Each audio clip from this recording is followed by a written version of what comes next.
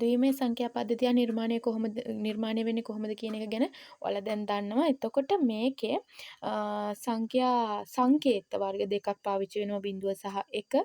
එතකොට බිඳුව පාවිච්චි වෙන්නේ පහළ වෝල්ටීයතාවයක් ගමන් කරන අවස්ථාවල, 1 පාවිච්චි වෙන්නේ ඉහළ වෝල්ටීයතාවයක් ගමන් කරන අවස්ථාවල. ඒව ගැන ඔයාලා ඉගෙනගෙන තියෙනවා. එතකොට මේකට අපි කියන්නේ බයිනරි ඩිජිට් කියලා. ඒකේ කෙටි නාමය එහෙම නැත්නම් බිට් කියලා අපි හඳුන්වන්නේ. ඒක හැදිලා තියෙන්නේ B අකුර සහ IT කියන අකුරු දෙක එකට එකතු වෙලා. එතකොට බිට් එකක් එහෙම නැත්නම් බිටුවක් කියලත් මේක අපි හඳුන්වනවා. එතකොට ඒක ගැන දැනට ගැටලුවක් නැහැ. අපි යමු ඊළඟ කොටසට. අෂ්ටමේ සංඛ්‍යා පද්ධතිය එහෙම නැත්නම් ඔක්ටල් නම්බර් සිස්ටම් කියලා අපි ඉංග්‍රීසියෙන් හඳුන්වනවා. එතකොට මේකේ සංඛ්‍යාංක වර්ග 8ක් භාවිතා වෙනවා. ඒ වගේම පාදයේ විදිහට බලන්න ඔයාලට මේ කෙලවරේම දීලා ඇති එක්සැම්පල් එකක් විදිහට 236 කියන සංඛ්‍යාව අපි ඒකේ පාදයේ දක්වලා තියෙන්නේ දකුණු පැත්තේ කෙලවරෙන් 8 කියලා ඔන්න ඔය විදිහට. එතකොට ඒ විදිහට තමයි මේකේ සංඛ්‍යා වර්ග ටික හඳුන්වා දෙන්නේ. බිඳුව සහ බිඳුවේ සිට 7 දක්වා තමයි මේකේ සංඛ්‍යා තියෙන්නේ, සංඛ්‍යා වර්ග 8ක්. එතකොට ඔයාලා මේ නෝට් එක පිළිවෙලටම මේ තියෙන විදිහටම පොතේ ලියා ගන්න. එතකොට ඔයාලට මේක ගැන හරි අවබෝධයක් ලැබේවි. ඒ වගේම අපි කලින් පාඩම් කොටස්වල දශමය සහ ද්විමය සංඛ්‍යා පද්ධති වල නෝට් එක අපි ලියපු විදිහටම මේකෙත් නෝට් එක පල්ලෙහාට ගලාගෙන යන විදිහට අපි ලියාගමු. එතකොට මේකේ අපි අෂ්ටමය සංඛ්‍යා ගණක රාමුවක නිරූපණය කරන්නේ කොහොමද කියන කාරණාව ගැන තමයි මේකෙදි පෙන්නලා දීලා තියෙන්නේ. බලන්න එතකොට මේ 236 කියන සංඛ්‍යාවේ 8 බිඳුවෙනි බලය, 8 පළවෙනි බලය, 8 දෙවෙනි බලය විදිහට මේ බලයන් නිර්මාණය වෙනවා. එතකොට ඒවට අපි බර සාධක කියලා හඳුන්වනවා. මේක මම හිතන්නේ ඔයාලා කලින් අවස්ථා දෙකේදීත් අඳුරගනු ලැබුවා. එතකොට මේක ගණක රාමුවක නිරූපණය වෙද්දී මේ 8 බිඳුවෙනි බලයට තමයි අර 6 කියන සංඛ්‍යාව නිරූපණය වෙන්නේ. එතකොට මෙතන බිඳු 6කින් අපි ඒක දක්වලා තියෙනවා. ඒ වගේම 8 පළවෙනි බලය, 8 දෙවෙනි බලය ඒ විදිහට තමයි 236 අපි ගණක රාමුවක නිරූපණය කරන්නේ. එතකොට බලා ගන්න මේ දකුණු පැත්තේ එහා පැත්තේ සයිඩ් එකෙන් තියෙනවා 236 8 පාදයෙන් අපි දශමයේ සංඛ්‍යාවකට හරවලා. ඒක ගැන දැනට ලොකුවට හිතන්න එපා. මොකද ඒ කන්වර්ට් කිරීම ගැන අපි ඉස්සරහට වෙනම කතා කරන නිසා. ඒතර මේකේ අර හඳුන්වා දීමක් පොඩි තියරි කොටසක් තමයි මේ විදිහට මම කරන්නේ. එතකොට ඊළඟට එනවා අපි වැදගත්ම කොටසකට ෂඩ් දශමයේ සංඛ්‍යා පද්ධතිය. එහෙම නැත්නම් hexadecimal number system කියලා අපි මේකට හඳුන්වනවා. මේක විශේෂ කොටසක් කියලා හඳුන්වන්න පුළුවන්. මේකෙත් එතකොට පාදය දක්වන්නේ 16 පාදයෙන්. බලන්න අර පල්ලෙහාම තියෙන කොටු කරලා උදාහරණයකට 15යි e කියන සංඛ්‍යාව මම දක්වලා තියෙනවා දකුණු පැත්තේ කෙළවරෙන් 16 කියලා මේ පාදය නිර්මාණය කරලා දක්වලා තියෙනවා. ඒකට මේකෙත් බර සාධකයේ බවට පත් වෙන්නේ 16 බිඳුව, 16 1, 16 2 කියන මෙන්න මේ සංඛ්‍යාවන්.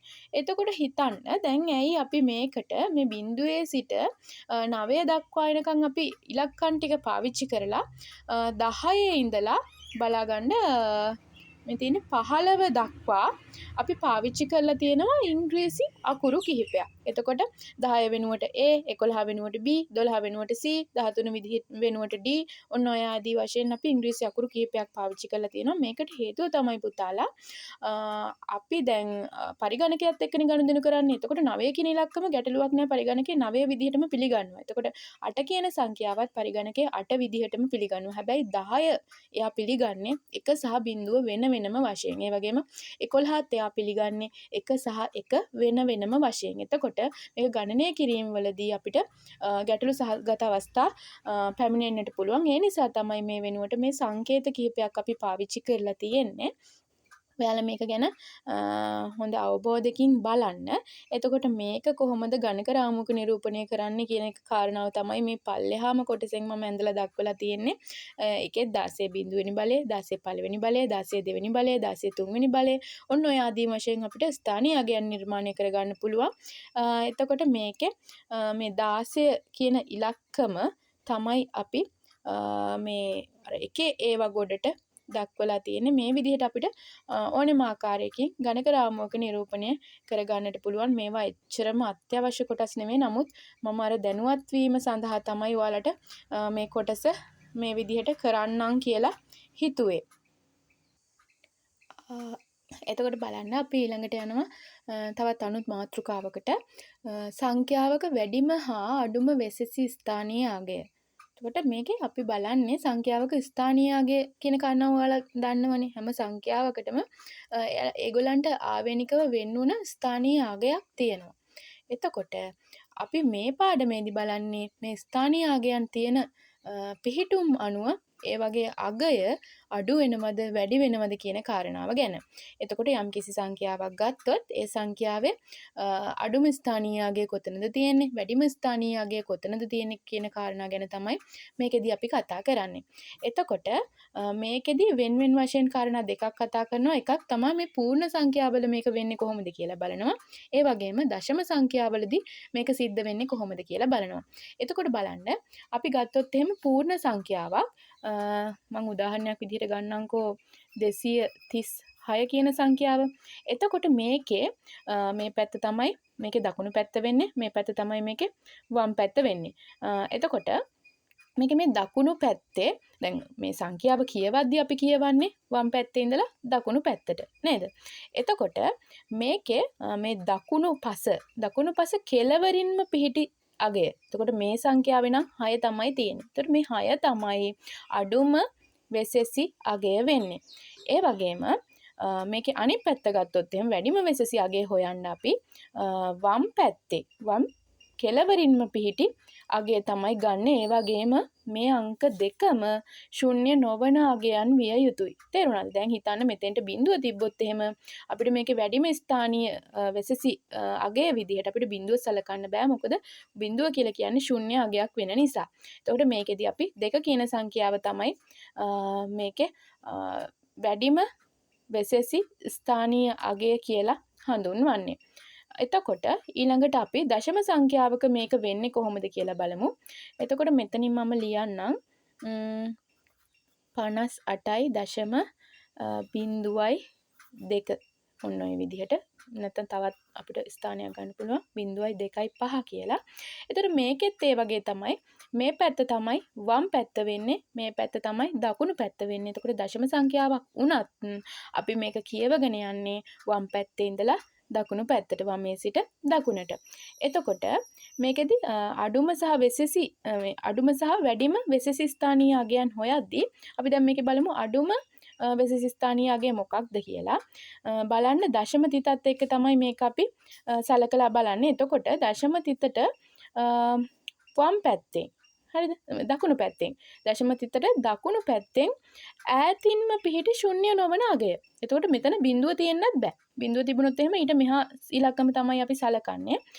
එතකොට මේ දශම තිතට ඈතින් දකුණු පසින් තියෙන ශුන්‍ය නොවන ඈතින්ම තියෙන ඉලක්කම තමයි අපි අඩුම වෙසෙසි ස්ථානීය අගය විදිහට සලකන්නේ. ඒ වගේම අනිත් පැත්තට ඒ කාරණාව ඒ විදිහටමයි සිද්ධ වෙන්නේ. මේ දශම තිතට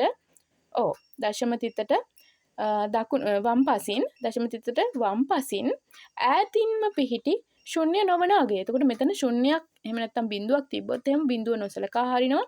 මේ ඉලක්කම තමයි එතකොට වැඩිම වෙසෙසි ස්ථානීය අගය බවට පත් වෙන්නේ. එතකොට දශම ස්ථානයට ඈතින්ම පිහිටි ශුන්‍ය නොවන අගය. එතකොට මේක තමයි වැඩිම වෙසෙසි ස්ථානීය අගය බවට පත් වෙන්නේ. එතකොට බලන්න පල්ලෙහා මේක පොඩි වගුවකින් දක්වලා තියෙනවා සංඛ්‍යාව සහ most significant digit එක සහ least significant digit එක කොහොමද අපි හොයාගන්නේ කියන කාරණාව උදාහරණ කිහිපයකින්. එතකොට බලන්න 329 කියන එකේ වැඩිම ස්ථානීය අගය අපිට වැඩිම වෙසෙසි ස්ථානීය අගය විදිහට අපිට 3 සලකන්න පුළුවන්. ඒ වගේම අඩුම 9 සලකන්න පුළුවන්. මේ පැත්තේ දශම සංඛ්‍යාවක් තියෙනවා ඔන්න. එතකොට මේකේ වැඩිම වෙසෙසි ස්ථානීය අගය 1 බවට පත් වෙනවා. මේ පැත්තෙන් එතකොට දශම තිතට එහා පැත්තෙන් තියෙන බිඳුවනේ. අපිට බිඳුව ශුන්‍ය අගයක්නේ. ශුන්‍ය අගයක් නිසා ඒක අපි බැහැර කළ යුතුයි. එතකොට අඩුම ස්ථානීය අගය විදිහට අපිට 7 තමයි සලකන්න වෙන්නේ.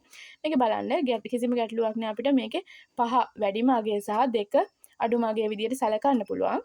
එතකොට ඊළඟට දශම ස්ථානයේ බලන්න මෙතන දශම තිත තියෙනවා. දශම තිතට දකුණු පැත්තෙන් අපිට ගැටලුවක් නෑ 5 ගන්න පුළුවන් අඩුම වෙසෙසි ස්ථානීය අගය විදිහට. නමුත් වැඩිම වෙසෙසි ස්ථානීය අගය විදිහට අපිට මේ පැත්තෙන් බිඳුව සලකන්නට බෑ. ඒ නිසා අපි මේකේ වැඩිම වෙසෙසි ස්ථානීය අගය විදිහට 9 තමයි හඳුන්වලා දෙන්නේ. ඒ වගේම මේකේ බලන්න 0.4යි බිඳුව තියෙනවා. එතකොට මේ පැත්තේ වැඩිම වෙසෙස් ස්ථානියාගේ විදිහට අපිට බිඳුව නිසා ගන්නට බෑ 4 තමයි ගන්න වෙන්නේ. එතකොට මේ පැත්තෙනුත් බිඳුව තියෙන නිසා අපිට 4 තමයි ගන්නට සිද්ධ වෙන්නේ. එතකොට මේක මේ සංඛ්‍යා පද්ධතිවල ඔය අෂ්ටමය සංඛ්‍යා, දශමය සංඛ්‍යා, එතකොට හෙක්සඩෙසිමල් කියලා කියන්නේ ඔන්න ඔය සංඛ්‍යා වර්ග ඕනෙම එකකට අපිට මේ ක්‍රමවේදයම තමයි පාවිච්චි කරන්නට සිද්ධ වෙන්නේ. බලන්න උදාහරණයක් විදිහට ද්විමය සංඛ්‍යාවක වැඩිම වෙසෙසි බිටුව සහ අඩුම වෙසෙසි බිටුව දක්වන විදිහම නැත්නම් හොයාගන්න විදිහ මම මේකෙදි දක්වලා තියෙනවා. බලන්න මේකෙදි නම් වැඩිම වෙසෙසි බිටුව විදිහට මේ පැත්තෙන් අපිට මේ එක සලකන්න පුළුවන් දශම තිතට මෙහා පැත්තෙන්. ඒ වගේම අඩුම වෙසෙසි බිටුව විදිහට අපිට දශම තිතට මෙහා පැත්තෙන් අපිට තියෙන එක දක්වන්නට පුළුවන්. මේ පල්ලෙහාට බලන්න වැඩිම හා අඩුම වෙසෙසි වීමට හේතුව තමයි මේ විස්තරණය කරලා මේක දක්වලා තියෙන්නේ මේ ද්විමය සංඛ්‍යාව. එතකොට බල විදිහට ලියුවාම බලන්න 2/4ක් අයිති වෙනවා. මෙන්න මෙයාට 16ක් වෙනවනේ. මේ එක එතකොට ඒ නිසා තමයි එයා වැඩිම අගය බවට පත් වෙන්නේ. දශම ස්ථානයෙන් මේ පැත්තට ගියොත් එහෙම ඒවා අනිවාර්යෙන් ඍණ වෙනවනේ. ඒ නිසා තමයි ඒවා අඩුම අගයන් බවට පත් වෙන්නේ. එතකොට මේ තියෙන විදිහටම නෝට් එක ඔයාලා ලියා ගන්න. පුංචි වගුවක් තියෙනවා. ඒකෙත් උදාහරණ දක්වලා තියෙනවා. මේ සංඛ්‍යා කොහොමද වැඩිම වෙසෙස් ස්ථානීය බිටුව සහ අඩුම වෙසෙස් ස්ථානීය බිටුව හොයාගන්නේ කියලා. බලන්න මේකේ නම් කිසිම ගැටලුවක් නෑ ඔයාලට. මේ පැත්තෙන් 1 තියෙනවා. අඩුම අගයත් 1 තියෙනවා පැහැදිලිවම. මේ පැත්තෙන් එතකොට බිඳුව ගන්නට බෑ අපිට ශූන්‍යයක් තියෙන නිසා. එතකොට මේ පැත්තේ තියෙන 1 තමයි අරන් තියෙන්නේ. දශම ස්ථානයට දකුණු පසින් ගත්තත් අපිට අවසාන අගයේ බිඳුව තියෙන නිසා ඊට මෙහා පැත්තේ තියෙන 1 තමයි අපිට අවම අගය අඩුම අගය විදිහට ගන්නට පුළුවන් වෙන්නේ. ඒතර මෙතෙන්ට ආවහමත් ඒ විදිහමයි අපිට බිඳුව බැහැර කරලා 1 සහ 1 ගන්නවා. ඒතර මෙතන පොඩ්ඩක් බලන්න. මේ තියෙන 1.0.0. එතකොට මේකෙදි වැඩිම ස්ථානීය අගයේ විදිහට අපිට 1 සලකන්නට පුළුවන්. හැබැයි අඩුම ස්ථානීය අගයේ විදිහට අපි මෙන්න මේ බිඳුව තමයි සලකලා තියෙන්නේ. මොකද ඒකට හේතුවක් තියෙනවා. අපිට මේ එකම විතරක් මේ බිඳු තුනම බැහැර කරලා එක විතරක් අඩුම ස්ථානීය අගයේ විදිහට ගත්තොත් එහෙනම් මෙතන තියෙන අගය නේද? ඒකෙන් කියවෙන වටිනාකමට එතනින් හානියක් සිද්ධ වෙනවා. හරි වටිනාකම එන්නේ නැහැ. ඒක නිසා ඒකත් හොඳට මතක තියාගන්න ඔයාලා. එතන මෙතෙන්ට එනකොට කිසිම ගැටලුවක් නැහැ. මෙතනින් 1 සහ මෙතනින් 1 කියන සංඛ්‍යා දෙක අපිට ගන්නට පුළුවන්. එතකොට ඔයාලගේ තියරි පාඩම් කොටස ඔතනින් ඉවර වෙනවා. ඊළඟට අපි සංඛ්‍යා පරිවර්තනය කියන පාඩම. එහෙම නැත්නම් නම්බර් කන්වර්ෂන් කරන්නේ කොහොමද? කන්වර්ට් කරන්නේ කොහොමද කියන කාරණාව ගැන අපි ඊළඟ කොටසේදී කතා කරනවා. එතකොට දශමයේ සංඛ්‍යා ද්විමය සංඛ්‍යා බවට, දශමයේ සංඛ්‍යා අෂ්ටමයේ සංඛ්‍යා බවට, දශමයේ සංඛ්‍යා හෙක්සඩෙසිමල් දසේපාදයේ සංඛ්‍යා බවට කොහොමද පත් වෙන්නේ කියන කාරණාව ගැන අපි කතා කරමු ඊළඟ කොටසේදී.